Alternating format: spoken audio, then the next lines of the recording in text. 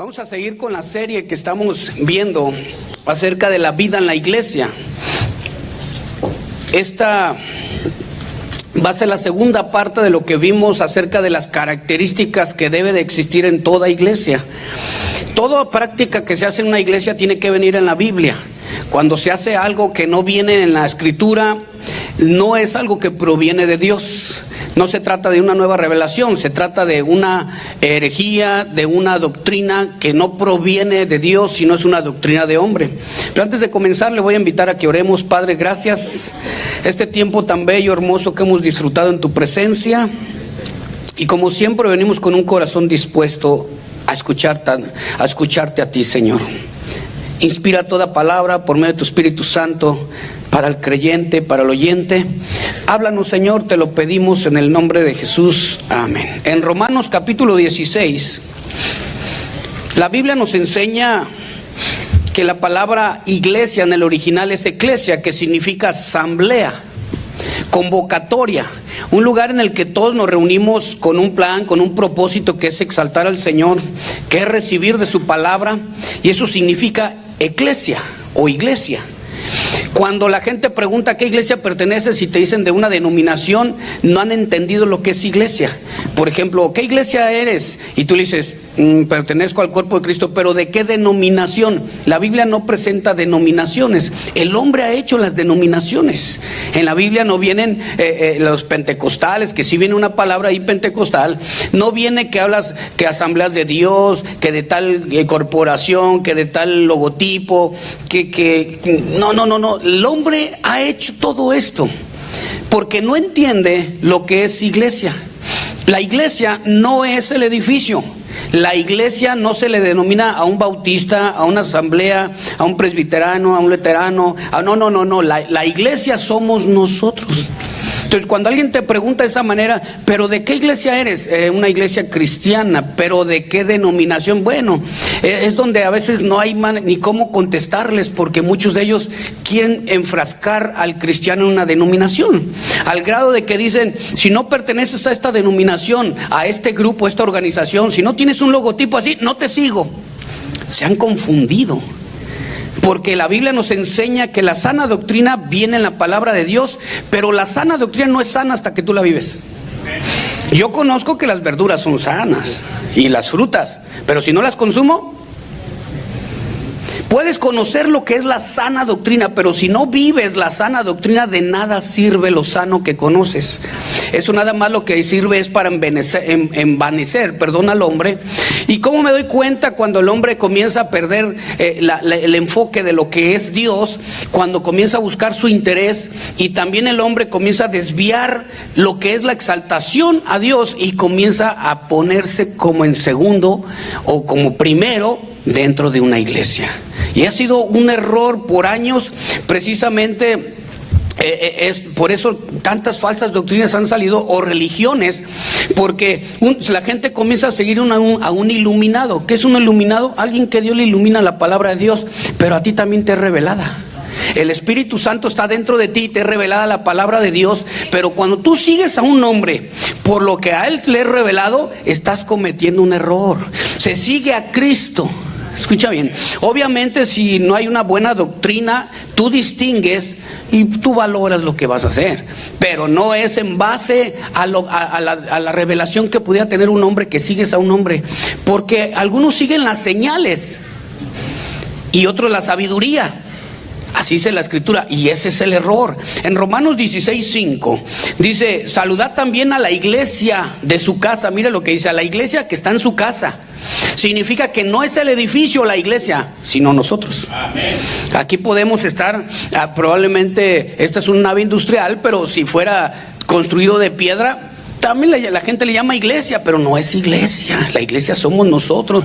Podemos reunirnos en la selva y se llama iglesia. Somos el cuerpo de Cristo. Aquí dice, salúdame, dice, también a la iglesia, o sea, al cuerpo que está en tu casa. Saluda de Peneto, ay, qué bonito nombre.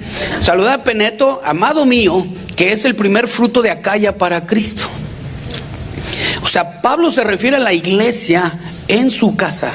No se refiere que su casa es la iglesia, no es el edificio. En Efesios 1:22 Voy a hablar acerca de 11 características que tiene la iglesia cristiana.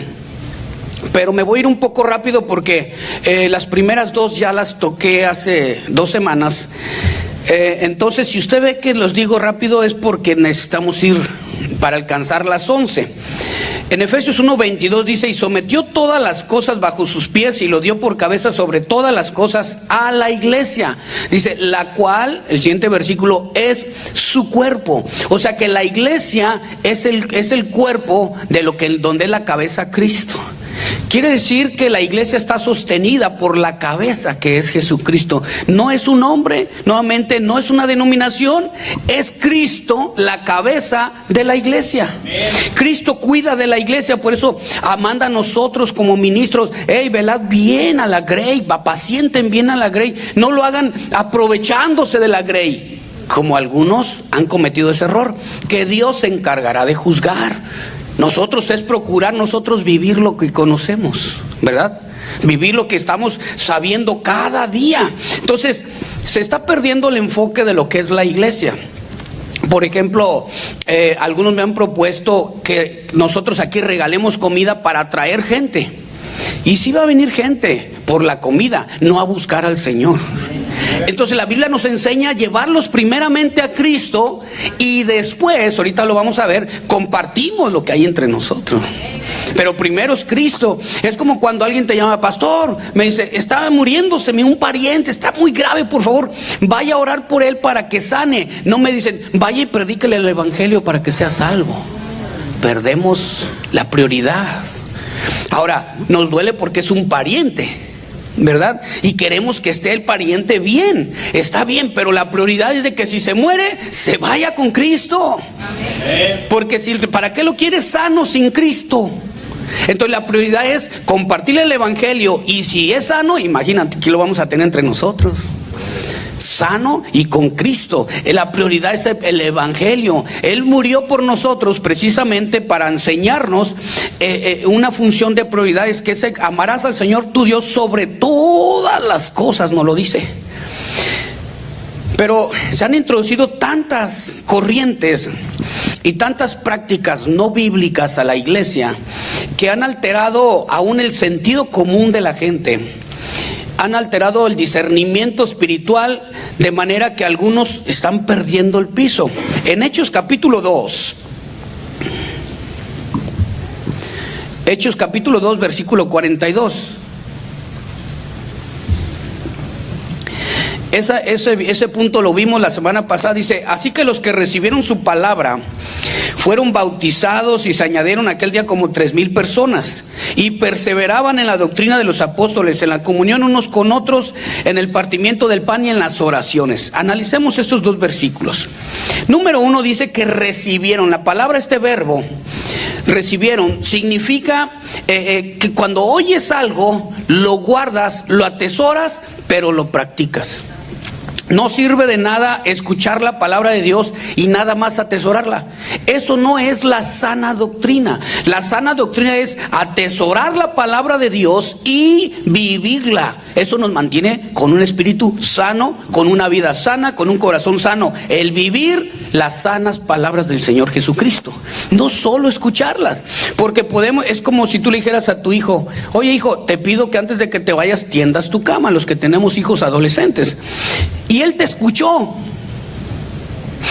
y se va a donde va a ir, y cuando tú ves, no está tendida la cama, pero sí te escuchó. Entonces, ¿por qué no lo hizo? Porque escuchó, porque sí, bueno, oí, más bien es la palabra oír, porque escuchar en el original significa obedecer. ¿Sí sabían? Es la diferencia. Él, bueno, es que se escuchó, lo hacemos así en español, no hay otra palabra, ¿no? Escuchó, pero no obedeció. Realmente no obedeció a lo que le estás diciendo. Y es lo que pasa: recibieron la palabra, lo oyen, lo guardas, pero estás convencido de que tienes que vivir lo que estás guardando. De nada sirve escuchar la palabra de Dios, atesorarla y guardarla. En Juan 14:15 dice: si me amáis, que guardad mis mandamientos. Ahí está otra vez el verbo. Si me amáis, guardad mis mandamientos, porque eso es vida para nosotros. Dice, tenemos la palabra profética más segura, la cual hacemos bien al estar atentos, porque es como una lumbrera para nosotros. Es una palabra profética que tenemos que atesorar, guardar, pero vivirla. Otro ejemplo: yo tengo una lámpara, se va la luz en mi casa, ¿y qué tal que la lámpara no tenga pilas? ¿De qué sirve la lámpara, no? La tengo ahí con pilas, pero digo, oye, la lámpara, ahí está, pero yo conozco el camino. Pues ¿de qué sirve la lámpara? Mejor regálala a alguien que la vaya a usar. Lo que tienes lo atesoras, lo guardas, pero es para usarlo. Si no, te estás llenando de cosas en tu casa. Entonces, tenemos que aprender. En Hebreos 5, versículo 14, dice, pero el alimento sólido es para los que han alcanzado la madurez, que han puesto en práctica precisamente todo aquello que es el discernimiento entre el bien y el mal. Lo practican. Para los que tienen los sentidos ejercitados. Y yo les decía, es como aquel fisiculturista. ¿Tú crees que alguien va a un gimnasio, a un gym, a hacer ejercicio para salir igual? No, quieren tener mejor salud, pero también, ¿de qué sirve entrar al gym, sentarse y decir, ya me cansé y me voy? Como dijo un hermano, dice, ya con ya va un año, pastor, que no voy al gym. Bueno, ¿y de qué ha servido? No, pues de nada, porque vas a practicar ahí. ¿Te imaginas que vayas nada más ahí a estar viendo? Y no, vas a practicar. ¿Para qué? Pues para que no es malo ir a practicar un deporte, ¿no? Que la Biblia nos enseña que es mejor practicar la piedad, pero no es malo hacer eso. Pero dice que aquellos que el alimento sólido, es decir, así fuerte, es para los que han alcanzado una madurez en la palabra. Y la madurez en Cristo la alcanzamos cuando practicamos, escuchen, las palabras escritas en la Biblia. Cuando practicamos la doctrina. De nada serviría, vuelvo a repetir, una buena doctrina si no hay una práctica. Dice aquí, ama a tu prójimo como a ti mismo, pero tú no quieres nada con él. Dice, perdona a tal persona, pero tú no quieres perdonar. Y sí conoce la sana doctrina. Dice, ora por vuestros enemigos, y dices, no lo quiero ver. Entonces puedes conocer la sana doctrina y no vivirla. Y lo que transforma es la práctica, y es lo que te hace maduro. Dice, para que los que con el uso, dice, tienen los sentidos ejercitados entre el bien y el mal. O sea, ahí ejercitas todo. Es Hebreos 5:14. Ahí ejercitas todo esto, poniéndote en práctica. La palabra nos enseña que tenemos que practicar lo que estamos adquiriendo. Dice en 1 Tesalonicenses capítulo 2, versículo 13. Si me acompañas, 1 Tesalonicenses 2, versículo 13. Por lo cual también nosotros, sin cesar, damos gracias a Dios de que cuando recibisteis la palabra de Dios, mira lo que dice, la recibiste, la oíste de nosotros, la recibiste no como palabra de hombres, sino según es en verdad la palabra de Dios, la cual actúa en vosotros los creyentes. La palabra de Dios actúa porque Hebreos 4:12 dice, es viva, es eficaz, pero no va a actuar si no la practicamos. Está actuando conforme, y mira, te dice, deja esto, y depende de ti, no lo dejas.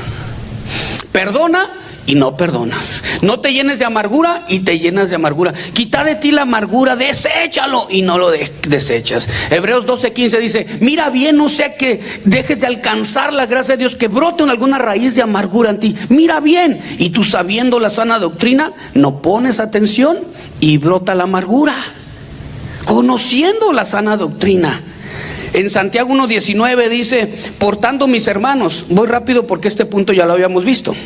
Mis hermanos, todo hombre sea pronto para oír, tardo para hablar, tardo para irarse, porque la ira del hombre no obra la justicia de Dios. Por lo cual, desechando toda inmundicia y abundancia de malicia, mira lo que dice, recibid con mansedumbre la palabra implantada. O sea que cuando tú escuches la palabra de Dios, la recibas con mansedumbre, con un corazón de que, ay, eso es de Dios, tengo que vivirlo. No es nada más escucharlo y no vivirlo. Ese es el problema que hay en los matrimonios, el problema que hay en la iglesia actualmente, de que queremos mucho conocimiento y poco vivencia. Y con un poco de conocimiento y vivamos al 100% es vivir sanamente. ¿De qué nos sirve conocer tanto la palabra de Dios si no la vivimos? Dice, recibir con mansedumbre la palabra implantada, la cual puede salvar vuestras almas. O sea, tenemos que estar atentos. Pero sed hacedores de la palabra y no tan solamente oidores. Ahí está. O sea, que lo hagas, no tan solamente la escuches. Dice, porque te vas a engañar a ti mismo. No hay peor engaño, hermano, que el que tú sepas una verdad y quieras vivir en la mentira. No hay peor engaño de que tú sepas dónde está la luz y quieras estar en la oscuridad. No hay peor cosa para un creyente conocer la sana doctrina y no vivirla, porque lleva un juicio serio. Decía Pablo, yo no sabía que adulterar era eso, pero ahora ya lo sé. Y cuando alguien sabe algo, ya no puedes llegar delante de su presencia para decirle, nadie me lo dijo. No, tú estabas en una iglesia que tú decías era sana, pero tú no practicabas lo sano. Pero y tú dices, Señor, yo nunca lo escuché. Bueno, dice en Romanos 2 que serás juzgado por tu conciencia. Tu conciencia te juzgará, te defenderá o te acusará. O sea, no te escapas. Dios tiene todo candados en todos lados. Primera de Juan capítulo 2, o sea, para que uno diga, no, yo no, Señor. Primera de Juan 2, en el versículo 3, y en esto sabemos que nosotros le conocemos. Miren, en esto sabemos que le conocemos, en que guardamos, ¿qué? Sus mandamientos. El que dice, yo lo conozco y no guarda sus mandamientos, dice, es un mentiroso. Dice la Biblia, no me miren feo. Yo estoy leyendo lo que dice la Biblia. El que dice, yo le conozco, o sea, no nomás dice, yo conozco de Dios. ¿Qué tanto le conoces? La manera de saber cuando alguien dice, yo conozco de Dios, ¿qué tanto vive? Yo conozco de la Escritura, ¿qué tanto practicas? No es el asunto de llenarte de conocimiento, sino de vivir el conocimiento que proviene de la boca de Dios, mucho, poquito a tu vida revelado. Eso, vivirlo. Y eso es lo que transforma el interior del hombre. No es el conocimiento en sí, porque vino la palabra y cayó en corazones y no dio fruto, sino que vinieron y fue ahogado, y luego cayó sobre otro corazón y no dio fruto, porque vinieron las pruebas y se fue el gozo. Entonces la palabra sí es viva, pero tienes tú que practicar lo que estás aprendiendo. Versículo 5 dice, pero el que guarda su palabra, ay, ahí está, eso es precioso. El que guarda su palabra, en este verdaderamente el amor de Dios se ha perfeccionado. Wow, por eso sabemos, miren, por esto sabemos que estamos en Él. ¿Y qué dice el contexto? Porque guardamos su palabra. O sea, al guardar su palabra es la manera de saber que realmente eres cristiano, pero también de practicarla, de vivirla. Número 2, ese fue el punto número 1. Hechos 2:42, acompáñeme. Y perseveraban en la doctrina de los apóstoles, en la comunión unos con otros. Mira, el número 2 es este verbo, perseveraban. Perseverar significa no dejarse caer por el desánimo y continuar haciendo lo mismo de una manera persistente. Eso dice en el original, no en un diccionario cualquiera, ¿verdad? Porque puedes traer otra traducción. Está hablando del original. En el original dice, perseveraban, es no dejarse caer por el desánimo, continuar haciendo lo mismo de una manera persistente. Y la palabra doctrina significa enseñanzas. Ahora leamos de esa manera. No se dejaban caer por el desánimo, sino continuaban haciendo lo mismo de una manera persistente con las enseñanzas de los apóstoles. O sea, perseveraban en lo que estaban aprendiendo, perseveraban en el Señor, perseveraban en la doctrina de Cristo. En Lucas 6, versículo 46, si me acompaña. Sé que voy un poco rápido, pero es que son 11 puntos y siempre llego al segundo. Gracias a Dios ya ahorita ya vamos en el segundo. Lucas 6, versículo 46 dice: ¿por qué me llamáis Señor, Señor, y no hacéis lo que yo digo? Ay, ¿por qué me dices Señor? Tú eres mi Señor y no hacéis lo que yo digo. ¿Saben qué significa la palabra Señor en el original? Significa dueño absoluto de todo. En el que es dueño de tus hijos, dueño de tu esposo, de tu esposa, dueño de tus propiedades, dueño de todo lo que tienes, es dueño absoluto. Amén. Él es soberano. ¿Y por qué me llamas que soy el dueño de todo y que tú eres el esclavo? El dueño es y no haces lo que te pido. Si tú eres mi discípulo, yo el maestro. Si tú eres el esclavo, yo el Señor. ¿Por qué no hacéis lo que te estoy pidiendo y me llamas Señor, Señor? Todo aquel que viene a mí y oye mis palabras y las hace, y comienza a decir, les indicaré cómo es. Es como un hombre que cava profundo y pone su casa sobre la roca. Y vienen vientos, ríos y problemas, inundaciones, y no pasa nada porque lo puso sobre la roca. Pero también puede ser que lo pongas en un lugar donde no hay roca. Dice, vienen vientos y pega con ímpetu, no haces aquello que tienes que hacer y cae tu casa por no guardar las palabras y no perseverar en lo que estás aprendiendo, perseverar en lo que Dios nos está mostrando como iglesia. Tenemos que estar perseverando día y noche. Juan capítulo 8, versículo 31. Si quieren no lo abra, yo se los leo porque voy rápido, ¿verdad? Dijo entonces Jesús a los judíos que habían creído en él: si vosotros permanecéis en mí, fíjense lo que dice: si permaneces en mi palabra, seréis verdaderamente mis discípulos y conoceréis la verdad, y la verdad os hará libres. Pero si permaneces en mi palabra, ahí está. Si perseveramos en lo que estamos aprendiendo, si perseveramos en lo que estamos escuchando. En 2 de Juan versículo 9 dice: y cualquiera pues que se desvía, que se extravía de la doctrina de Cristo, 2 de Juan 9, dice, no tiene a Dios. Ah, papá, explícame eso.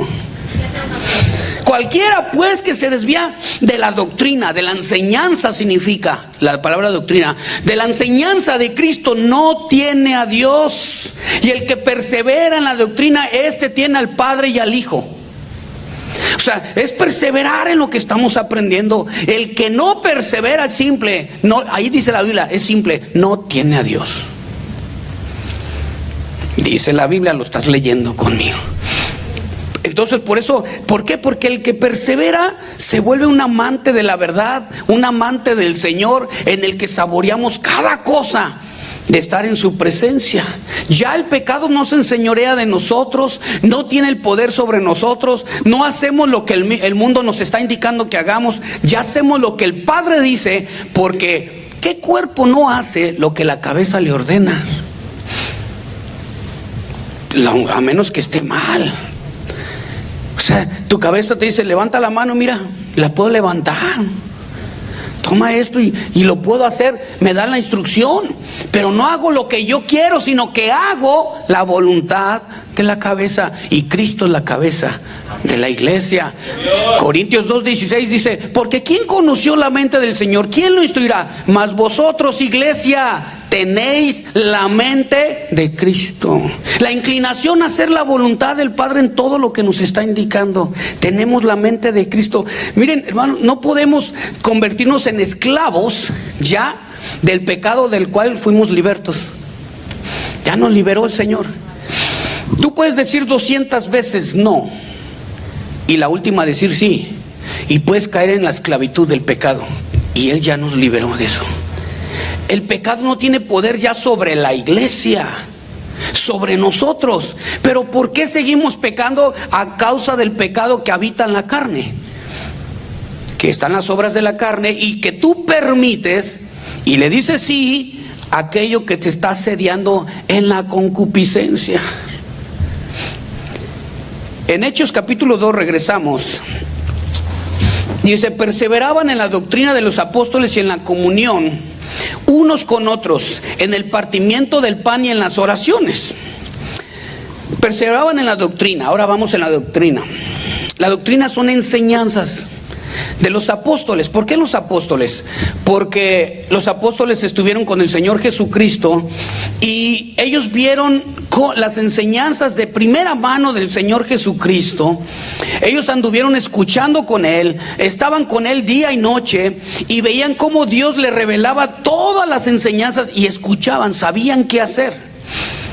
Pregunto, más bien digo, un apóstol es aquel que ha crecido bajo las enseñanzas del Señor Jesucristo, que le vio, que estuvo de cerca, que recibió la instrucción directamente de Él.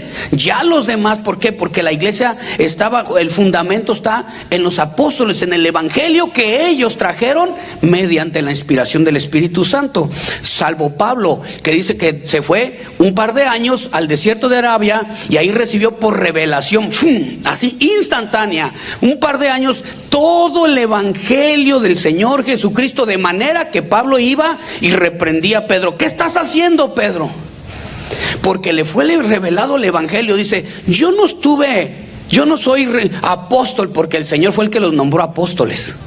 Yo no soy apóstol por nombramiento del hombre, sino por nombramiento del Señor.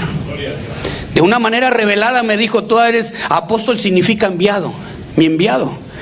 Y Pablo se preocupaba de que estas doctrinas que habían dejado, como hoy en día las doctrinas que hay, se han mezclado tanta doctrina de hombre y de demonios dentro de una iglesia, que muchos han creído por falta de discernimiento y se dejan llevar fácilmente por estas prácticas. En Gálatas capítulo 1, si me acompañan, en el versículo 6, y se dejan llevar fácilmente. ¿Se acuerdan que Pablo dijo, quién los hechizó?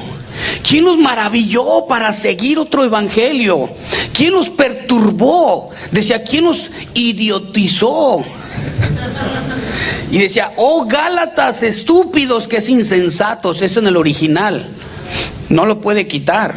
Es Gálatas insensatos, o sea, es ¿quién los hechizó para salirse de lo que ya se les enseñó? O sea, ¿por qué están permitiendo eso? Y dice en Gálatas 1, versículo 6, estoy maravillado de que tan pronto os hayáis alejado, dice, del que os llamó por la gracia de Cristo para seguir un evangelio diferente. Estoy sorprendido, decía. No puede ser que así tan pronto lo olvidaron. Cuando tú estudias la palabra de Dios y la atesoras y la practicas, no lo olvidas. Te voy a poner un ejemplo. Yo durante años fui pianista, no sé, 30 años. Y yo me paro aquí y no se me olvida nada.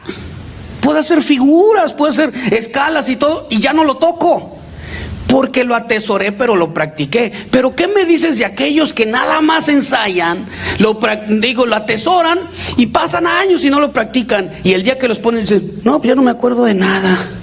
¿Cómo? ¿Haz algo? Pues sí estudié, pero nunca practicó. Y en la práctica hacia el maestro. En la práctica es como te conviertes en decía el Señor Jesucristo, en mi discípulo. El que escucha mis palabras y las hace.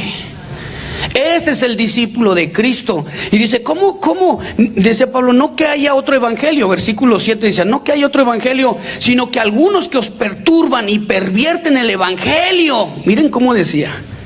Porque se pervierte el evangelio cuando el hombre busca su interés y se olvida del interés de Cristo. Cuando el hombre busca su beneficio y se olvida que el Señor dio su vida para traer la redención y nos manda al predicar el evangelio. Nunca se nos dice busca tu interés, tu ganancia. Y es cuando la gente se desenfoca de Cristo, es desplazado Cristo y comienzan a planear cómo llenarse los bolsillos, las cuentas bancarias y otras cosas. Desplazaron a Cristo para que su carne los manejara ahora, porque el Espíritu Santo los llevaría a practicar lo que conocen. Versículo 8 dice, mas si aún un ángel uno de nosotros o un ángel del cielo os anunciara otro evangelio diferente, dice, que no es el que os hemos anunciado, sea maldito, sea anatema. Aunque sea un ángel el que se pare y que diga, hey, quiero decirles algo. En una ocasión me llamó un pastor y me dijo, pastor, quiero comentarle aquí uno de mis diáconos, Ay, es un hombre de oración tremendo. Y me llamó que quiere hablar conmigo. Me dijo que se le revelaron cosas tan tremendas que ni siquiera vienen en la Biblia. Y le dije, ten cuidado con el diablito. Y me dijo, no, es un ministro de Dios. ¿De dónde crees que han salido las religiones? Se desenfocan de Cristo, se desenfocan de la palabra y añaden libros, añaden comentarios de otras personas, revelaciones de otras personas. ¿Quién diablos los hechizó? O sea, ¿quién los engañó? Entonces se desenfocan totalmente y así es como salen esas religiones o aquellos iluminados que desvían a la gente, y hasta muchos de ellos los llevan a quitarse la vida de una manera terrible. Y Pablo le dice en 1 Timoteo capítulo 1 versículo 3, Pablo le dice a Timoteo, mira, yo te rogué que te quedases en Macedonia. Yo te rogué en Efesio, cuando fui a Macedonia, para que mandases que no enseñasen otra doctrina. O sea, enséñales que no enseñen diferente otra doctrina, porque si aquí estamos estudiando un viernes y todos estudiamos la palabra de Dios y la analizamos bien y todo lo que utilizamos es lo que es la palabra de Dios, no hay algo más añadido, no nos vamos a salir de esto. Pero cuando alguien añade a algo que es de Dios, la mano del hombre echa a perder la doctrina. Pero escuchen, pero no que le quite el valor a la doctrina sana, sino que si tú vives sanamente, tú puedes tomarte al día 10 Coca-Colas y decir, tengo sed y me tomo 10 Coca-Colas, y el azúcar y es peligroso, ¿no? Y tú dices, pero es agua azucarada y agua con químicos, no sé qué tanto. Pero tú dices, bueno, voy a tomar el día de hoy media Coca-Cola, una Coca-Cola. Bueno, pues es una Coca-Cola, te la tomas, dices, pero te proteges después, te cuidas, ¿no? Pero si te tomas al día, como aquellos que han llegado al hospital, que esas bebidas energizantes que se toman 3, 4, caen al hospital. Y dices, si son malas, ¿por qué las venden? ¿Verdad? Entonces, ¿dónde está el asunto? Aquí decía, quédate ahí para que no enseñen otra doctrina. Versículo 4 dice que ni presten atención a mitos, que eso significa fábulas. Que no presten atención a fábulas y genealogías interminables que acarrean disputas, más bien que edificación en Dios, que es por fe. Así te lo encargo ahora, Timoteo. O sea, porque están surgiendo tantas disputas entre ellos que no están beneficiando a los que no son creyentes, que aquel que diga, yo sé más que tú, la salvación se pierde, el otro, no se pierde, es que sí se pierde, que no se pierde. Y el incrédulo dice, ¿a quién le hago caso? Y dice el que uno te dice, sí, la vas a perder, y la hace, ay, ¿cómo le hago para no perderla? Y lo dice, no te creas, la sangre de Cristo te va a hacer que no la pierdas. Entonces, no, la vas a perder. ¿Qué estás pensando? Y entonces el otro dice, ¿qué hago? Dice, son disputas que acarrean, que destruyen. Y miren lo que dice en el versículo 5. Aún fíjense, aún hay creyentes que se pueden desviar. Dice, pues el propósito de este mandato, mira el propósito de lo que le está diciendo, es de un corazón limpio. O sea, no te estoy diciendo para que contamines, te molestes, es de un corazón limpio y de buena conciencia. La conciencia es una palabra que significa conciencia, significa la palabra de Dios dentro del hombre. O sea, es algo que está dentro. Esta preposición antes, y la ciencia es conocimiento, es el conocimiento de Dios en el hombre que no se vende y no se cambia. La palabra de Dios jamás la va a cambiar. Cuando te habla un policía te dice, ¿tú viste eso? Y tú le dices, sí. Te vuelve a hablar otro, ¿tú viste eso? Sí. Y si es una verdad, nunca va a cambiar. Pero si estás mintiendo, te cambia el iris de los ojos, te sudan las manos, ellos saben. Porque la conciencia, Dios mismo que puso en el corazón del hombre, nunca cambiará. Es el único juez que no se vende, porque es la palabra de Dios. Entonces dice, de una conciencia y de fe no fingida, de las cuales desviándose algunos se apartaron a vana palabrería. Qué feo, queriendo ser doctores de la ley, porque eso es lo que pasa, que dicen, no, es que yo estudié mucho y cállate. El que dice que sabe algo no sabe nada. Deliras en cuestiones necias y dañosas, que su fin es perdición. Porque el que sabe tiene un corazón sencillo, humillado delante de Dios. Y a mayor conocimiento, mejor carácter. Debe de coincidir tus convicciones con la vivencia que tienes, ¿cierto o no? ¿De qué sirve decir conozco toda la Biblia de memoria y tengo un carácter santo, que cuando llego hasta el perro corre, en vez de que venga a saludarme hasta el perro corre? No. Debemos de saber que cuando se refiere a fábulas, uno se regresan a los mitos, a los inventos. Eso significa en el original. Pablo le decía ahí mismo en 2 Timoteo 2:14, mira Pablo, recuérdales esto, exhortándoles delante del Señor a que no contiendan. O sea, Pablo, que no contiendan en nada. 2 Timoteo 2:14, que no contiendan en nada sobre palabras, dice, de las cuales, dice, para nada aprovecha. Porque pueden estar contendiendo a ver quién sabe más y en nada aprovecha eso.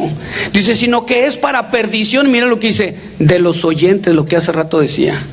Por eso, mira, no te pongas a pelear con la palabra de Dios. Si aquel dice, yo sé más que tú, qué bueno, qué bueno. Tu esposa me lo dirá, ¿verdad?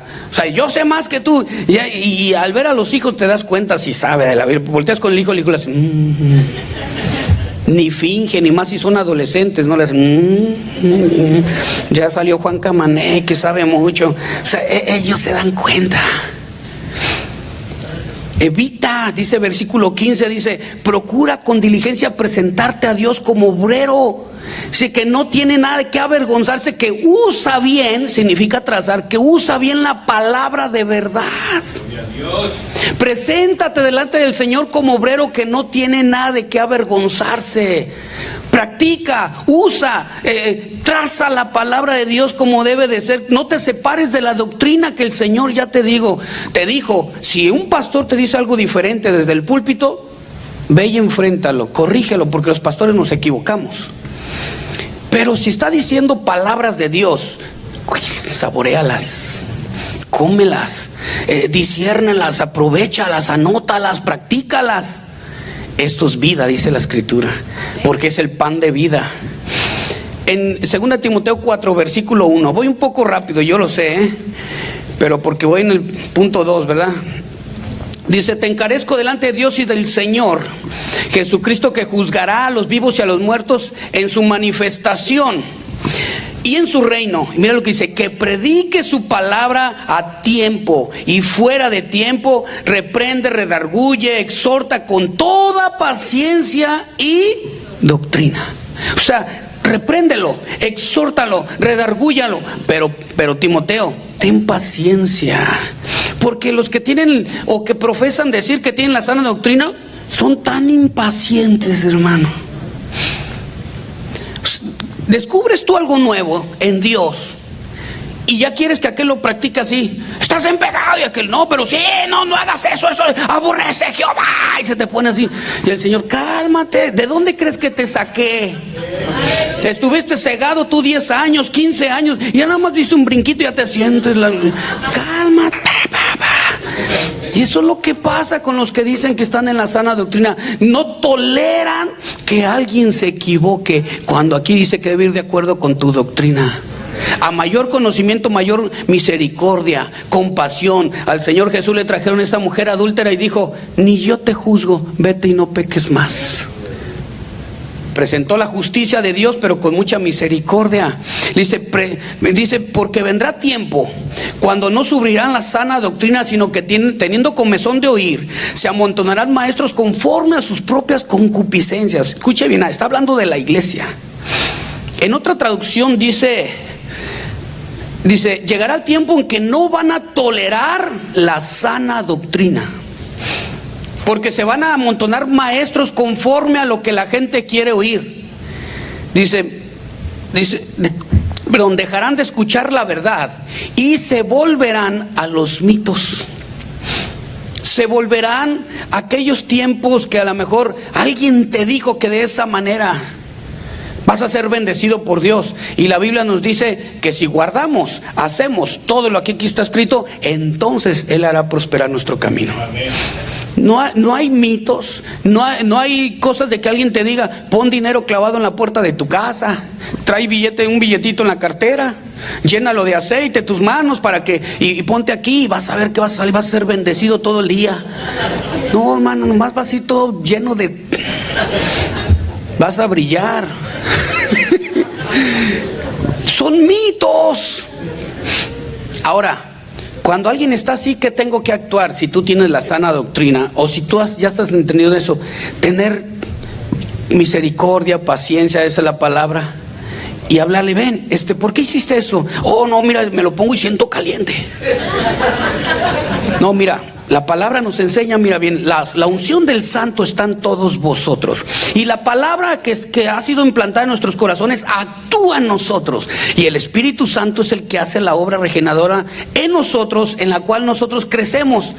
El aceite era una tipología, una simbología de lo que era el Espíritu Santo. Ya está en ti. Y le tienes que explicar y no lo va a entender. Un amigo mío, pastor, pasaron años y me llamó y me dice, ¿qué crees? Me dice, por fin estoy entendiendo lo que me explicaste hace 5 años. Pero nunca perdí la relación con él, porque somos hermanos en Cristo. El hecho de que este anillo no se quiera salir de aquí, acá sí entra, acá no, este está más flaquito, este está más gordito. Somos parte del cuerpo de Cristo. Tenemos que ser pacientes con algo que ya entendemos nosotros. Y seguimos siendo amigos, ni tocábamos ya ese tema, hasta que él me habló y me dijo, no, y quiero reunirme contigo un cafecito para que me vuelvas a explicar. Le dije, no, que ya lo habías entendido. No, lo quiero mucho, somos hermanos en Cristo, pero dice que van a sufrir la sana doctrina. Regresemos a Hechos 2. Punto número 3. Ay, ¿cuánto tiempo llevo? Son 11. Punto número 3, la comunión. Hechos 2:42. Perseveraban, ya vimos, estar perseverando sin desanimarnos en la enseñanza de los apóstoles, en la comunión unos con otros. Ok, aquí la comunión es koinonía. ¿Qué es koinonía? Es compartir algo en común. Aquí hay un grupo que se llama koinonía, que es una comunión entre ellos y comparten algo en común. Un compañerismo en el que exaltan al Señor y ellos se pusieron koinonía porque tienen algo en común, ¿verdad? Esto significa aquí, en el que unos a otros tenemos comunión. Y tenemos comunión con el Padre. Nos reunimos aquí para tener comunión con el Padre y voy a explicar rápidamente esto. Dice en 1 de Juan, capítulo 1, versículo 6. Si decimos que tenemos comunión con Él y andamos en tinieblas, dice, mentimos y no practicamos la verdad. O sea, si decimos que, escuchen, tenemos comunión con Él, andamos en tinieblas, mientes, porque el que anda con el Señor no puede andar en las tinieblas. ¿Qué compañerismo tiene la luz con las tinieblas? Dios jamás se va a mezclar con el mal. Y es como cuando alguien dice, no, es que yo quiero mezclarme ahí, y Dios me dijo, ve a ese lugar lleno de prostitutas, lleno de eso, y ahí háblales del evangelio. Se mezclan. Ahora, pongo el balance. ¿Qué si donde tú te mudaste hay un lugar así? Es muy diferente, en el que ahí eres luz para ellos, y ahí hay una oportunidad para predicarles, pero tienes que estar en comunión con el Padre, en comunión con tus hermanos, para que no seas arrastrado de la comunión de ellos. Ellos tienen comunión con el mundo, comunión con su gente, de manera que pueden seducirte si tú te desconectas del Señor. Pero si Dios te puso en un lugar, así como a Daniel, en un lugar terrible, él nunca se desconectó con el Señor. Al contrario, propuso en su corazón. Y era superior, o sea, estaba conectado con el Señor. Y era superior en todo a los demás. No importa dónde estés. El asunto es que tú tengas comunión con el Señor. Pero si andamos en luz, dice versículo 7, como Él está en luz, tenemos comunión, mire lo que dice, unos con otros. Cuando tú pierdes la comunión con los hermanos de aquí y tienes más comunión con alguien que no quiere nada con las cosas de Dios, ten mucho cuidado. ¿Por qué? Porque si yo me reúno con el hermano Adolfo, el hermano Tauri, les aseguro que ellos vamos a hablar del Señor. ¿O no? Y me van a invitar unos taquitos. Ah, no es cierto, no es cierto. Y vamos a convivir con un cafecito y vamos ahí a platicar y vamos a hablar del Señor.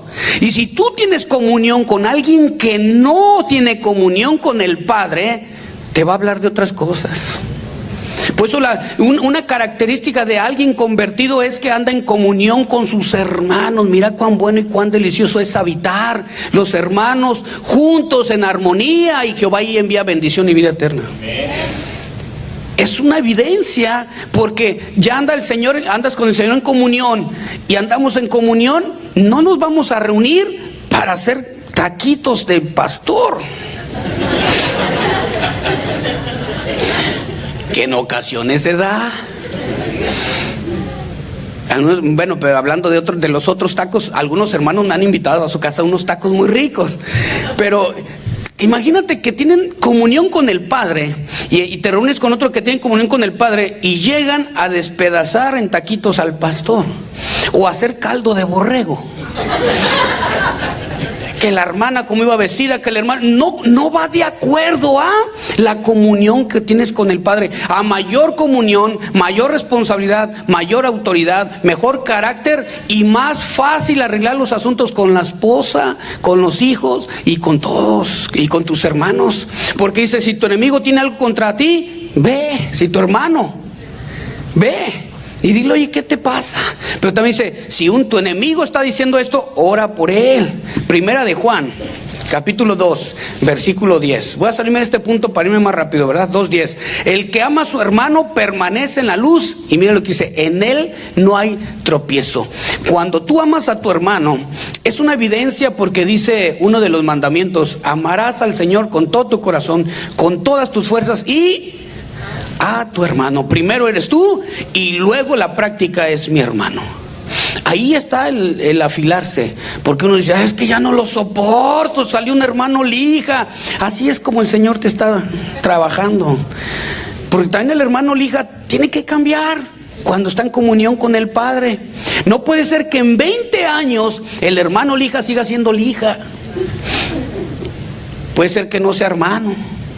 20 años de amargado, 20 años hablando de todos, 20 años hablando de la iglesia, 20 años hablando del de proyección, 20 años hablando de aquí, 20 años, y desde que lo conozco está igual. Te aseguro, porque no tiene comunión con el Padre ni con los hermanos como debe de ser. Es una evidencia.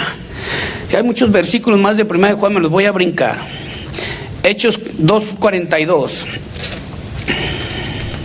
Y perseveraban en la doctrina de los apóstoles, en la comunión los unos con los otros, y en el partimiento del pan y en las oraciones. El partimiento de pan aquí es la Santa Cena, porque más abajo dice que comían juntos en las casas. No tiene que haber una cosa de otra. En el original se nos presenta que aquí habla de la Santa Cena. Dentro de toda iglesia, lo que hicimos hace un momento, que no lo había planeado así, pero qué bueno, así resultó. O sea, no había planeado de que predicara esto que vaya de acuerdo a lo que hicimos, que es una práctica bíblica. Habla de tener la Santa Cena para estar recordando lo que hizo el Señor por nosotros. Mantenernos firmes en las enseñanzas que hemos recibido de parte del Señor. Mantenernos firmes en lo que leemos, no movernos y practicar lo que Él nos dice que practiquemos. No quitar, no aumentar y tampoco, hermanos, una práctica bíblica podemos llevarla a un extremo. De manera de que aquí no dice cada cuándo, ¿verdad que no? Y es donde alguien lo lleva a los extremos, que dice, pastor, aquí dice cada que se acuerde de él, debe ser diario en la iglesia. Le digo, si todo el día me acuerdo, ¿cómo le hago? Aquí mi botella y acá el pan, pues no. No, hermano, hay un balance. Entonces le tiene que explicar a estos hermanos. Sigue el punto número 5, me brinqué. Perseveraban en la oración, fíjense, escuchen, creían en el poder de la oración. Cuando ellos se reunían, oraban unos por otros. Hermano, tienes una enfermedad, sí, déjame orar por ti. Hermano, ¿qué tienes? No, pues tengo problemas, déjame orar por ti. Pero también algo que me impacta de ahí es que toda la gente era impactada por lo que vivía esa iglesia. ¿Saben por qué? Porque nadie tenía necesidad de nada. Es decir, que en la práctica espiritual Todos practicaban lo que estaban aprendiendo y no había entre ellos nada, no había nada. No era como la iglesia de los Corintios.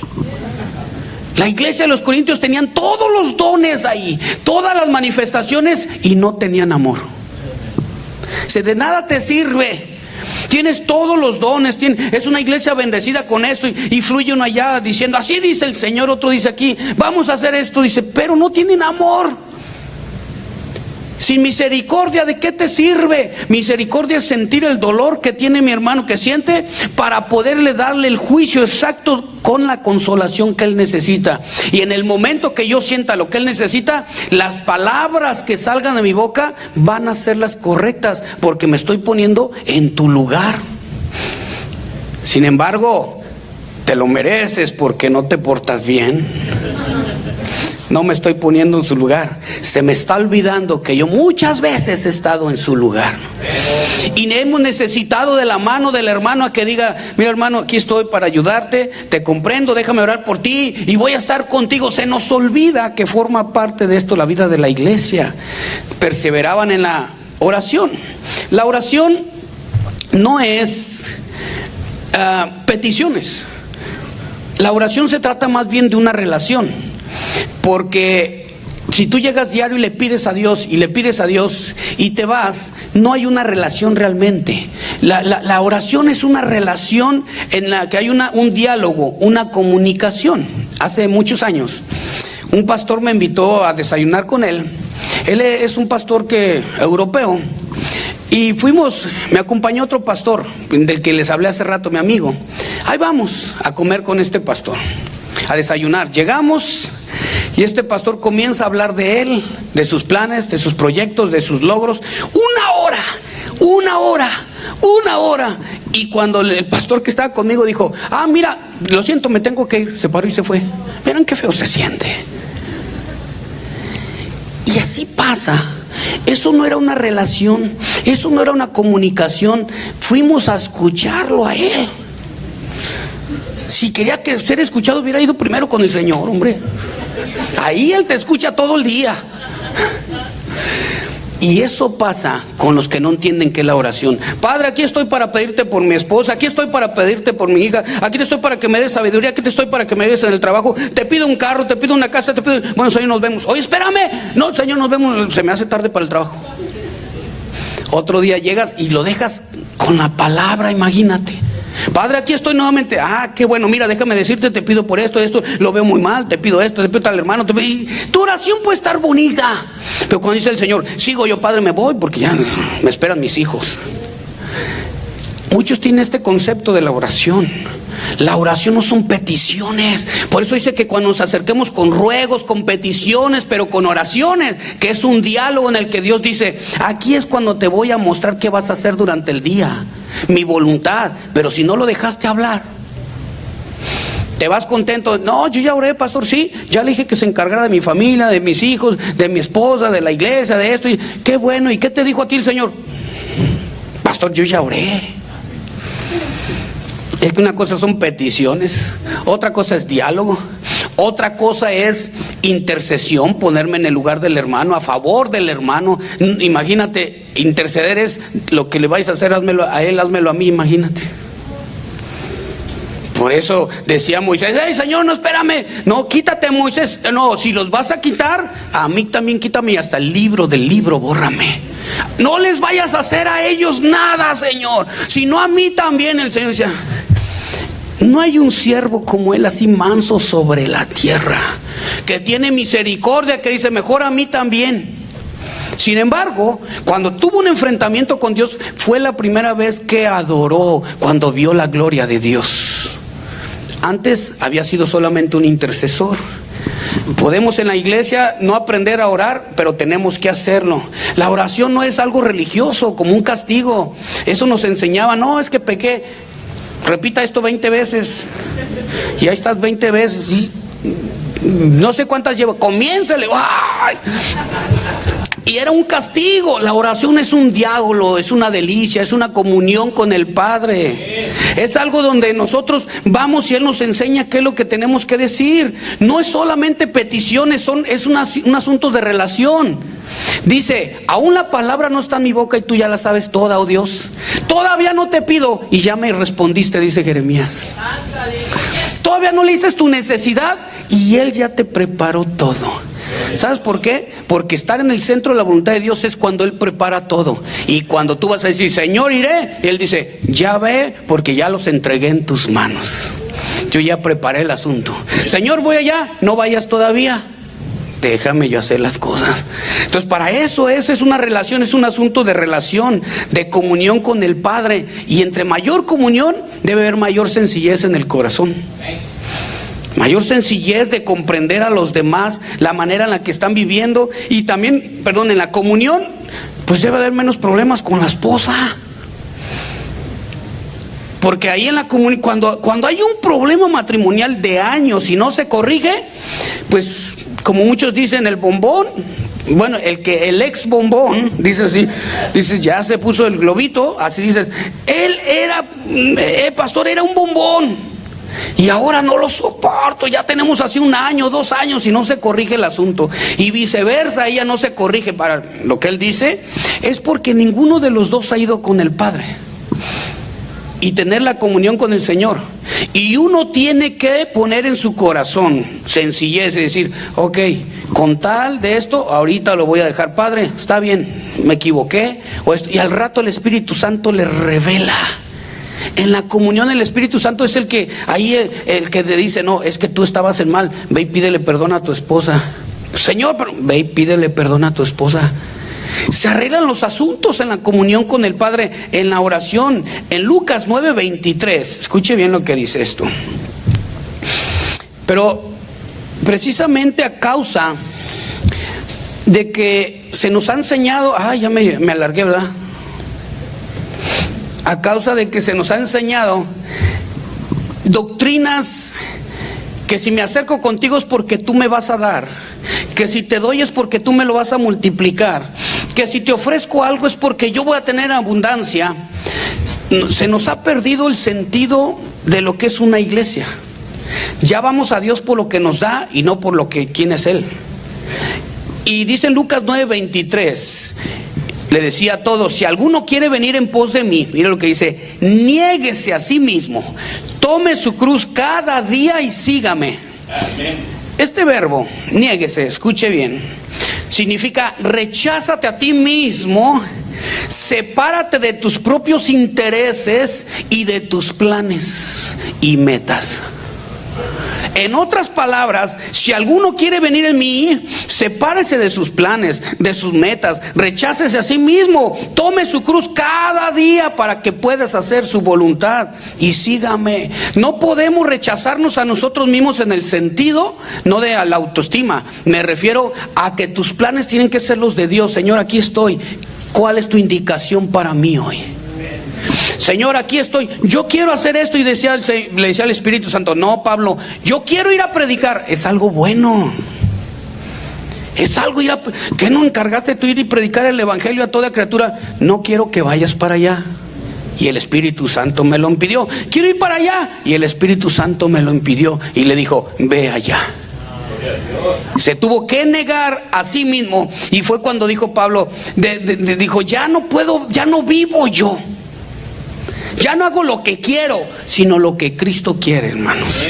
De cierto os digo que si el grano de trigo no cae a tierra y muere, no va a dar fruto, queda solo, dice la Escritura.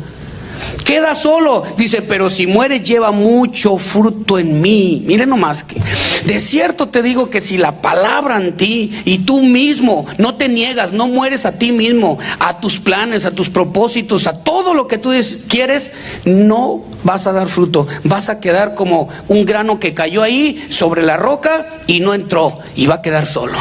Pero si cae ese grano a tierra y muere, vas a dar fruto, y mucho fruto. Tienes que negarte a tus planes, a tus propósitos, a tus sueños, para que vivas el plan de Dios y el propósito de Dios.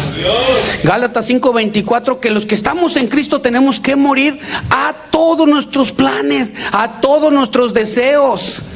Si no, no vamos a caminar. 5:24. Si no, no va a pasar. Tenemos que estar muriendo cada día nosotros, porque fíjense, si nosotros no crucificamos precisamente nuestra carne, no vamos a poder morir, no vamos a poder crecer y no vamos a madurar como iglesia. Esta iglesia tiene que morir a sus planes. Yo no voy a ponerles ahí, este año miles de personas. No, hermanos, el Señor añade cada día a los que tienen que ser salvos. Yo lo único que tengo que hacer es predicar el evangelio y lo más cercano posible sin desviarme, con mucho temor y temblor. Y Dios se va a encargar. Pero si nomás estoy pensando en mis metas y les digo, hermanos, este año y ustedes todos cargados, no, así no es. El que ha muerto en Cristo, el que quiere dar fruto que abunda su cuenta, predica el evangelio. Así de fácil. Pero algunas doctrinas nos han llevado a lo contrario a esto, que es el egocentrismo, en el que el egocentrismo es algo exagerado, es la exaltación de la personalidad del hombre, en el que ha habido tanto egocentrismo en algunos ministerios, en algunos pastores, en algunos cristianos, que se les olvida que la misericordia, que el amor, que el perdón, que todo lo que dice la Escritura, todo es yo te doy, no que tú me das. Y si yo pienso en darte y nunca pienso en que tú me das, es cuando funciona la iglesia. Cuando entro aquí y dices, nadie me saludó, pregunto, ¿tú saludaste? Es que así es, ¿no? Mis hermanos entraron y me saludaron. Qué bueno, no los conozco y te voy a charlar con ellos, pero ellos me saludaron. Y yo también. Y es así. No es llegar a la iglesia buscando la atención de todos. Aquí el centro de la atención es Cristo. No es el pastor y no eres tú. A menos que no tengas el conocimiento de quién es Cristo, todos vamos a predicarte el evangelio. Tú eres de la atención. A ver, ¿quién no tiene conocimiento? Ahorita todos, tú vas a hacer la atención. Te vamos a compartir el evangelio y tienes que estar acá. Te vamos a decir, mira, el Señor demanda y pide que te arrepientas, que te acerques a Él, que creas en su sacrificio. Pero el ego es una exageración, hermanos, de la misma persona, que los ha llevado a una exaltación de su personalidad, una exaltación del ministerio, en lugar de morir a lo que son y de olvidarse de sus planes, de sus proyectos, eso es el ego. Por eso decía Pablo, termino con este versículo, Gálatas 2:18. Mira lo que dice. Me quedé en el quinto punto, eran 11, pero está bien, damos la segunda parte después, ¿verdad?